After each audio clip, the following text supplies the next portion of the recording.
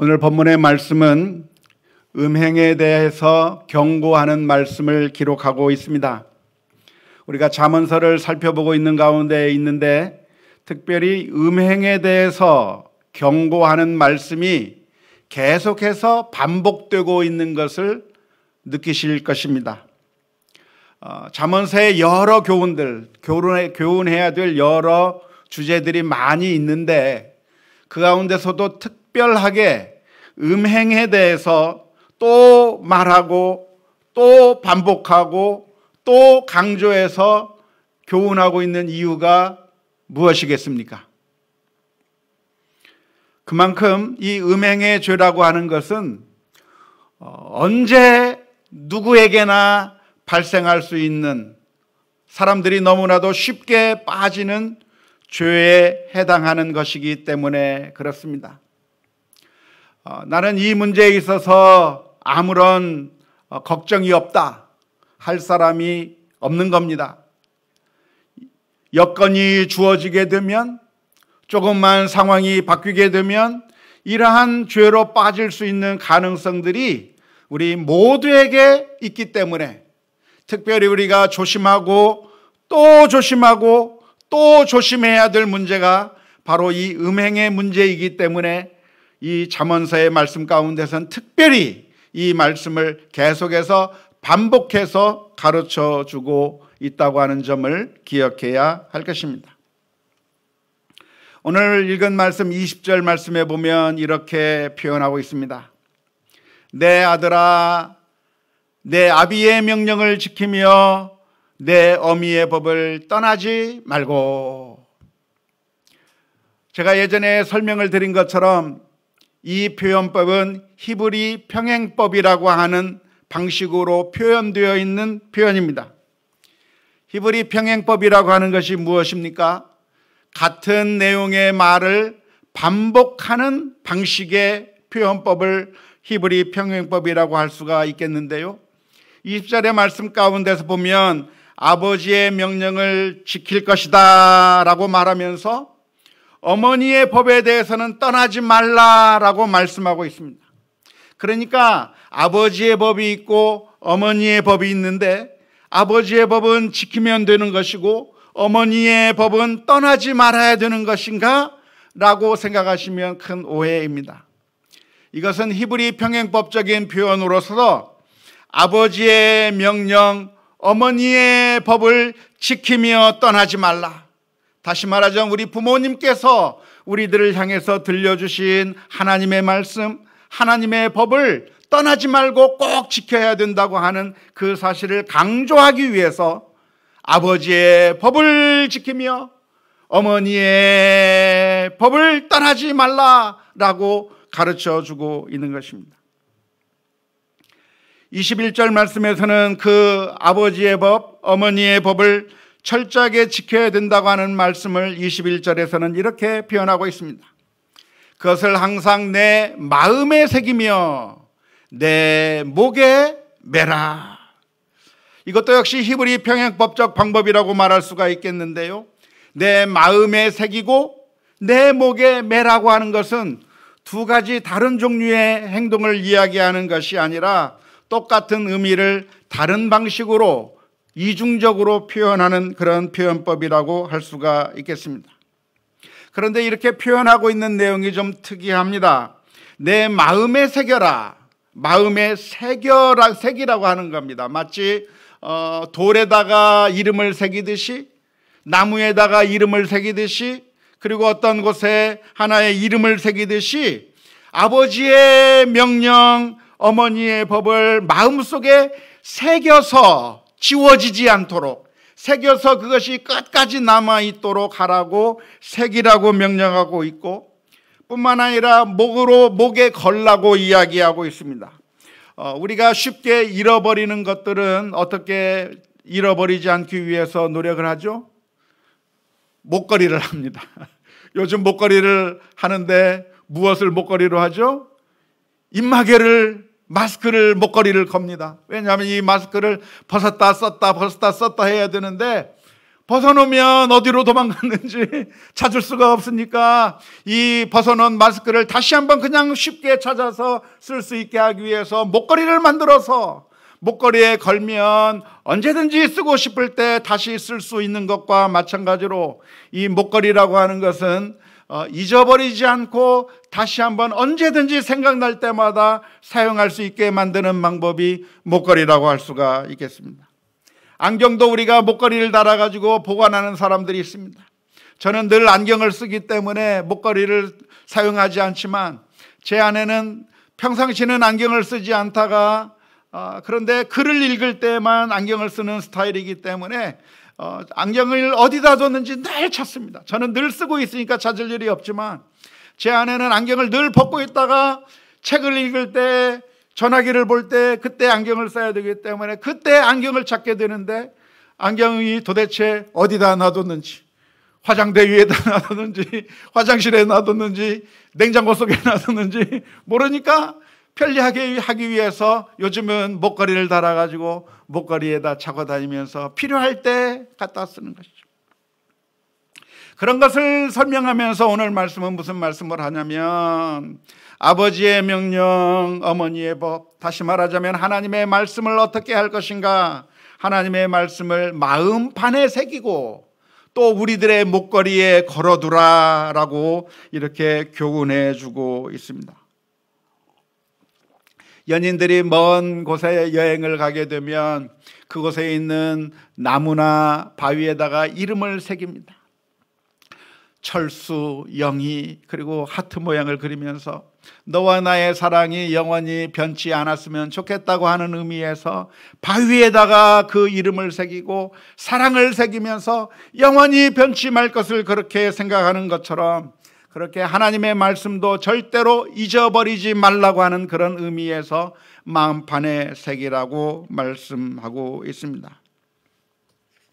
아버지의 명령, 어머니의 법을 마음판에 새기고 그리고 목에 걸라고 하는데 이것을 어떻게 우리가 목에 걸 수가 있을까요?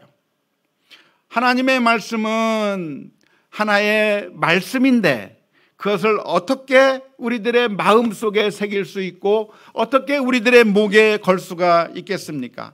예를 들어서 안경이나 마스크 같은 경우야 우리가 보이는 물질이기 때문에 그냥 목걸이를 만들어서 걸면 되는 것이고 그렇게 하는 것이지만 하나님의 말씀은 어떻게 우리들의 목에 걸 수가 있겠습니까? 유대인들은 이 말씀을 이해할 때 하나님의 말씀을 적어서 그 적은 말씀을 머리 이마에 달고 다니고 혹은 그렇게 적은 그 말씀을 옷 소매에 매달고 다니면 그러면 하나님의 말씀을 순종하는 것이라고 생각을 했는데요. 그런데 그렇게 달고 다닌다고 해서 하나님의 말씀을 순종하는 것은 아닙니다. 그냥 어디다 잘 적어 놔라, 어디다 적어서 가지고 다녀라고 하는 그런 의미의 말씀이 아니라 우리가 그 말씀을 항상 마음속에 기억하고 언제 어디서든지 이 말씀을 생각하면서 이 말씀에 따라서 행동하라고 하는 그 말씀이 오늘 본문의 말씀의 의미인 줄로 믿습니다. 요셉이라고 하는 젊은 청년이 보디발의 집에서 노예로서 살아가고 있는 가운데 보디발의 아내가 요셉을 미혹하는 그런 장면이 나옵니다. 그 보디발의 아내가 요셉을 유혹하고 있을 때 요셉은 어떻게 했습니까? 자신의 이마에다가 하나님의 말씀을 기록해 놓고 그리고 옷에 하나님의 말씀을 기록해 놓았기 때문에 거부한 것이 아니라 그 마음 가운데 하나님을 늘 생각하고 있는 것이죠. 하나님이 나를 바라보고 있고 하나님의 말씀을 늘 생각하고 있기 때문에 언제 어디서든지 어떠한 상황에서든지 하나님의 말씀을 생각해내고 하나님이 계시다고 하는 것을 생각해내서 범죄의 길로 가지 아니하고 그 음란한 여인에게서부터 도망쳐 나올 수 있는 용기와 능력을 얻을 수 있었던 것처럼 하나님의 말씀을 마음에 새기고 그리고 목에 걸라고 하는 얘기는 우리가 써갖고 다니라고 하는 얘기가 아니라 써가지고 어디다 붙여가지고 다니라고 하는 이야기가 아니라 우리들의 마음 가운데 깊이 늘 생각하면서 하나님의 말씀을 기억하라고 하는 그런 말씀인 줄로 믿습니다. 22절 말씀에 보면 이렇게 기록합니다. 그것이 내가 다닐 때에 너를 인도하며 내가 잘 때에 너를 보호하며 내가 깰 때에 너와 더불어 말하리니. 하나님의 말씀을 마음에 새기고 목에 걸게 됐을 때 유익이 무엇인가에 대해서 역시 히브리 평행법적인 표현으로 3번에 걸쳐서 나누어서 이야기합니다. 네가 다닐 때에 너를 인도할 것이다. 네가 잘 때에 너를 보호해 줄 것이다. 네가 깰 때에 너와 더불어 말할 것이다 라고 말씀하고 있는데요, 하나님의 말씀을 우리들의 마음 가운데 새기게 되면 그 유익이 무엇인가? 그것은 그 말씀이 우리를 어떻게 해준다고요? 보호해 준다라고 오늘 22절 가운데서 말씀해 주고 있습니다. 보호해 준다고 하는 말을 생각하게 되면 우리가 무엇을 떠올릴 수 있을까요? 우리 한국 사람들은 부적을 아마 떠올릴 수 있을 겁니다. 부적이라고 하는 게 뭐죠? 부적이라고 하는 것은 무당이 써준 어떤 글씨를 가지고 다닌다고 한다면 그 부적이 나를 재앙으로부터 보호해 준다고 사람들이 생각하는 겁니다. 뿐만 아니라 그 부적을 내가 가지고 다니게 되면 내가 이루고 싶은 것을 이루게 해준다라고 생각하면서 다니는 거죠. 요즘 보니까 뭐 부적 같은 걸 손에 써가지고 다니는 사람이 있어가지고 난리가 나던데요. 우리 한국 사람들의 마음 가운데는 부적이라고 하는 것이 무엇인가? 그것을 내가 써가지고 가지고 다니면 그것이 나를 보호해 줄 거다.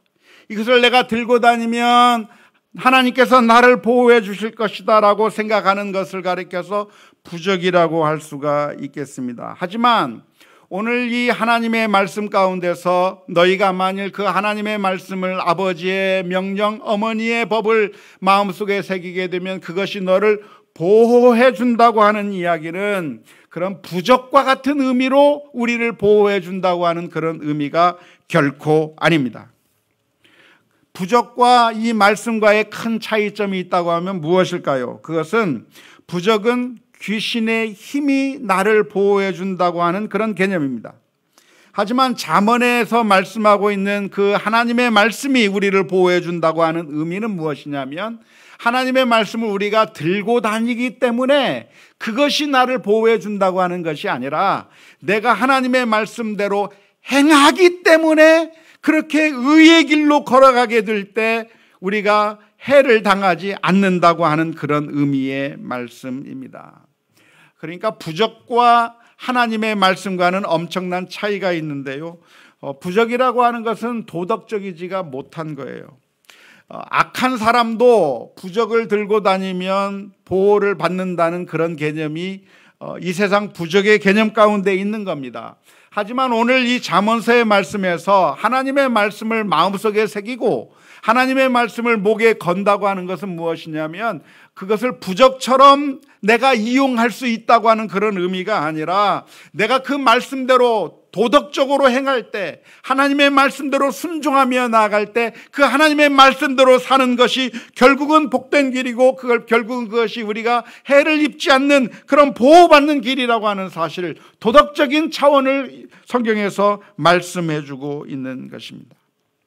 따라서 우리가 이 말씀을 기억하면서 하나님의 말씀을 마음속에 깊이 생각하고 새기고 그 말씀대로 순종하며 살아갈 때 하나님의 은혜가 넘친다고 하는 사실을 기억하면서 하나님의 말씀을 기억하고 순종할 수 있는 우리 모두가 다 될 수 있기를 주님의 이름으로 축원합니다. 24절 말씀에 보면 이렇게 기록합니다. 대저 명령은 등불이요 법은 빛이요 훈계와 책망은 곧 생명의 길이니라. 하나님의 말씀을 또 3번에 걸쳐서 반복적으로 표현하고 있는데요, 하나님의 법칙은 무엇인가? 우리로 하여금 생명의 길을 걷게 하는 것이고 우리가 그 빛에 걸어가게 만드는 것이고 안전하게 걷게 만드는 것이고 우리로 하여금 악한 여인에게 빠지지 않게 하는 것이라고 가르쳐 주고 있습니다. 오늘 말씀 전체적으로 보면 무슨 교훈을 하고 있냐면 악한 여인에게 빠지지 말라고 교훈하고 있습니다. 다시 말하자면 음행의 죄를 저지르지 말라고 교훈하고 있는 것이고요, 성적인 범죄를 결코 범해서는 안 된다고 하는 그런 의미의 말씀을 해주고 계십니다. 성이라고 하는 것은 하나님의 축복이요 선물인데, 그것이 정당한 울타리 안에서 사용될 때는 축복이며 하나님의 선물이 되겠지만, 그러나 하나님께서 정하신 울타리 밖에서 행사하게 된다고 한다면 그것이 축복이 아니라 저주거리가 되는 것이고, 결국 우리가 악한 여인에게 음행한 길로 따라가게 된다고 한다면 그 결과가 어떻게 될 것인가? 26절에서는 뭐라고 이야기하냐면 너에게 딱 떡 한 조각만 남게 될 것이다. 그러니까 음행의 결과로 어떤 결과가 나타날 것인가? 완전히 가산을 탕진하게 되고 패가망신 당하게 될 거다라고 말씀해 주고 계시는 거고요. 뿐만 아니라 그 음행을 저지르면 어떻게 될 것인가? 그 음란한 여인이 나의 생명을 사냥할 것이라고 이야기하고 있습니다. 그러니까 이 음행의 죄가 그렇게 간단한 것이 아니라 처음에는 쾌락을 위해서 혹은 여러 가지 이유로 그 음행의 죄에 빠지게 되겠지만 그 결과가 정말 비참한 것이라고 하는 사실을 기억하면서 우리 자신을 잘 절제하고 이러한 잘못된 길로 가지 않기 위해서 부단한 노력을 할 수 있기를 주님의 이름으로 축원합니다.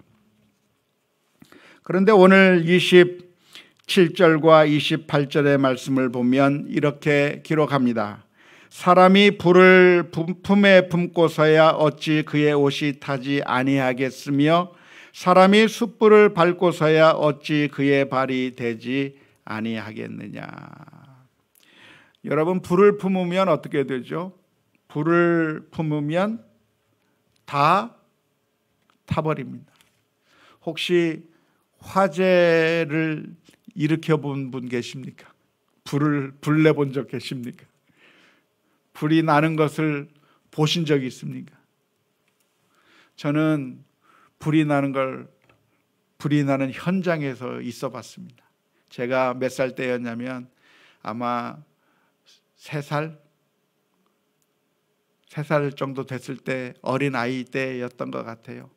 형이랑 동네 형들이랑 어른들이 없을 때 우리 형들이랑 같이 동네 꼬마 아이들이 모여 앉아가지고 저 고산읍교회 바로 옆집에 있는 집이었는데요, 그 초가집으로 된 그 집에서 타이어, 이렇게 고무 타이어 이렇게 줄이 있는 그것을 가지고 형들이 거기다 불을 붙이더라고요. 저는 3살짜리 정도 됐으니까 그냥 꼬마아이로서 신기해서 딱 쳐다보고 있는데, 형들이 그 고무 타이어에다가 불을 딱 붙이니까 그 불똥이 톡톡톡톡톡 떨어지면서 신기해요. 신기한데 신기한 건 단 몇 초, 조금 있다가 그 불똥들이 튀기 시작하는데 화장실에 그 지푸라기로 된 문에 옮겨 붙기 시작해서 불이 나기 시작하더니 그 집 전체를 불을 완전히 태워버리는 그 엄청난 화재 현장 가운데 제 꼬마였을 때 있었습니다. 그때의 충격이 굉장히 컸었는데요, 그 불이 있으니까 집 전체를 완전히 살라버리는 그런 어마어마한 결과를 가져오게 되는 것이죠.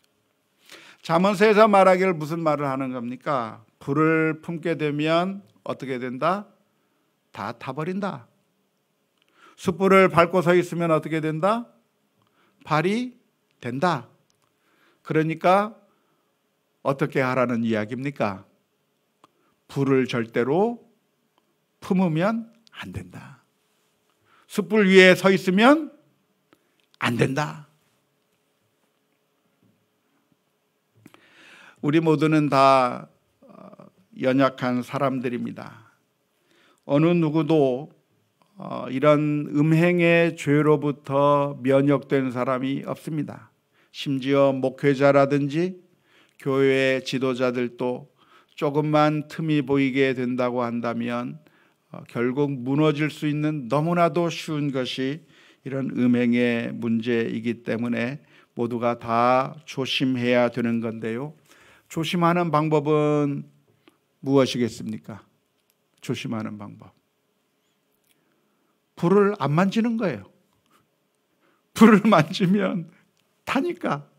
숯불 위에 서면 되니까 숯불 위에 올라가지 않아야 되고 불을 품지 않아야 문제가 생기지 않는 것입니다.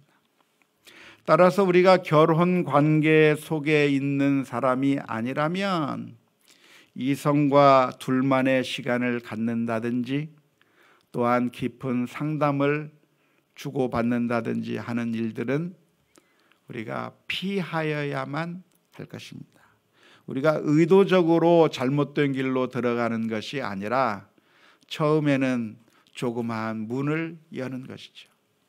남편과 아내 사이에 힘들고 어려운 일들이 있을 때 그 남편으로부터 받지 못한 그런 관심, 아내로부터 얻지 못한 그 사랑, 그것이 너무나도 힘들고 괴로워서 주변의 이성들에게 내 가정의 문제를 이야기하기 시작하면서부터 점점 그 불이 내 자신에게로 다가오는 것을 느끼게 될 겁니다.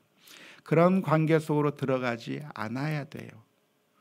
결코 결혼의 관계를 떠난 사람과 이성 간의 그런 관계를 조금이라도 틈을 보이기 시작하면 쉽게 모든 사람들이 넘어갈 수밖에 없는 죄가 음행의 죄이기 때문에 우리 모두가 다 조심하고 또 조심해야만 합니다.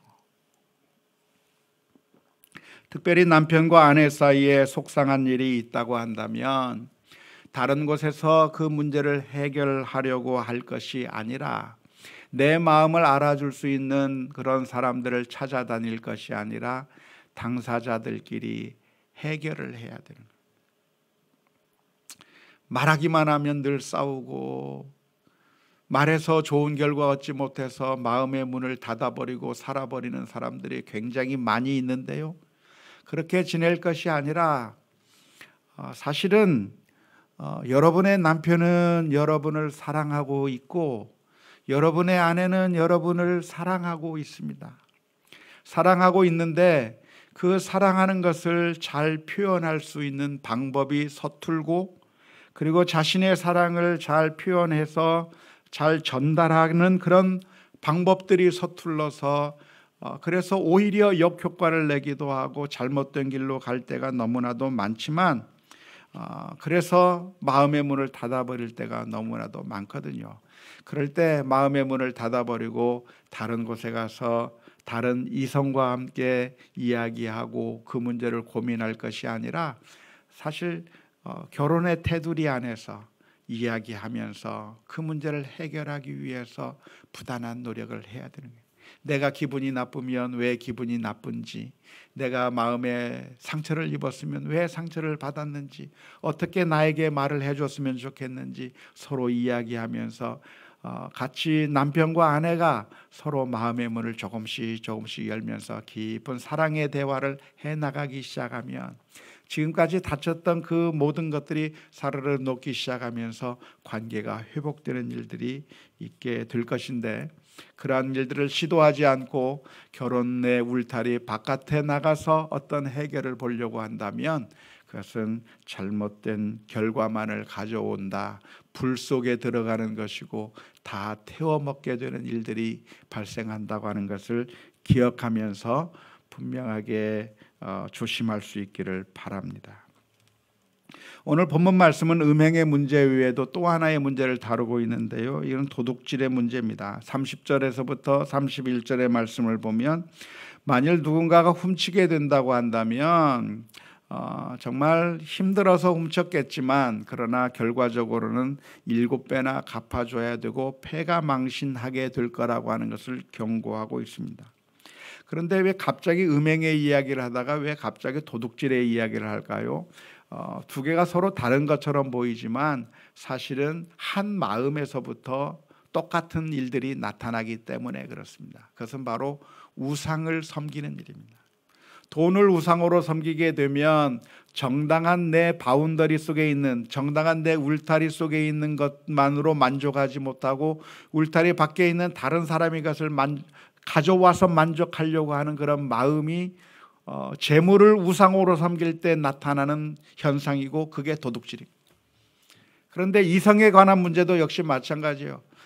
쾌락을 우상으로 섬기게 되면 어떤 성적인 만족을 우상으로 섬기게 되고, 그리고 어떤 자기 만족을 우상으로 섬기게 되면 하나님께서 정하신 그 울타리 안에서 만족하는 것이 아니라 울타리 밖으로 나가서 그것을 취하려고 하는 것이기 때문에 도둑질이나 음행이나 사실은 같은 성격의 것이기 때문에 그렇습니다.